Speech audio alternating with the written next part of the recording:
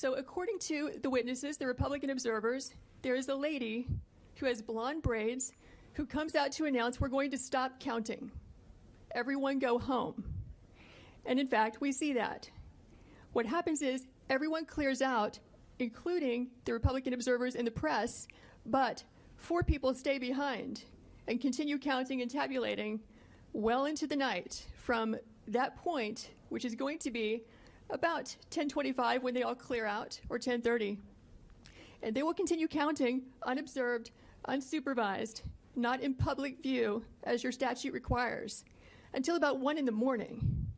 The reason we know this is because when our Republican observers were forced to leave, they went to the Central Tabulation Center and they got word from a news crew that in fact counting had continued.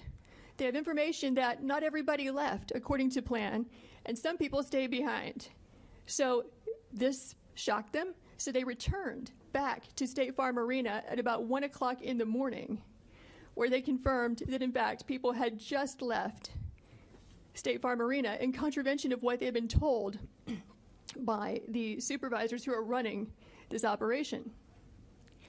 So, okay, we're still at about 10 o'clock. Can you take us to about 10:25 so we can see the change? You're going to watch this place be busy and filled up to emptied at some time between 10:25 and 10:35, which is consistent with what the affidavits say.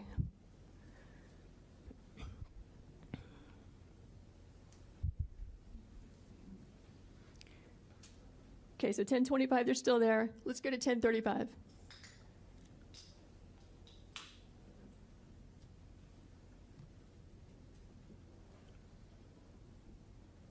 It takes it just a few minutes for the frames to actually catch up with there you go, with the time that you're seeing. So here you see it's all cleared out. We just went from 10:25 to 10:37.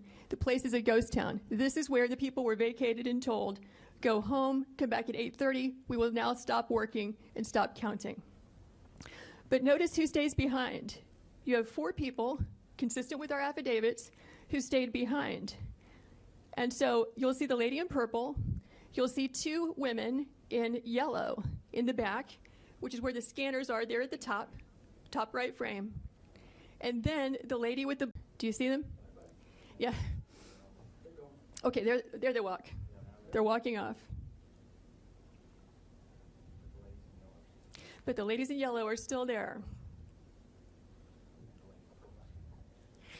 Yes, keep your eyes on the lady in purple and the 2 in yellow and the woman in the blue apron with blonde braids, because those are the people who stay behind. Okay, so what you're going to see happen at about 11 o'clock is once everyone is gone, coast is clear, they are going to pull ballots out from underneath a table. Watch this table.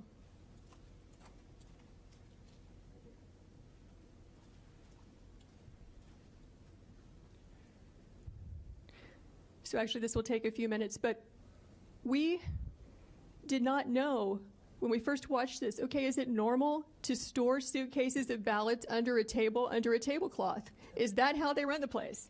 Maybe this is what they've been doing all day. Maybe this is what they're doing under all the tables. So we went back and watched the video as a team of us. We don't see that. What we see is typically you're going to find ballots, back in this corner, or coming in through a door, and then they get moved and circulated throughout the room. And it can get a little confusing because they have these black containers of ballots. They have the U.S. Postal Service containers. But what we were trying to do when we determined that there were ballots being pulled out from underneath this table is, what was the chain of custody? Where did they come from? Who put them there? When did they put them there?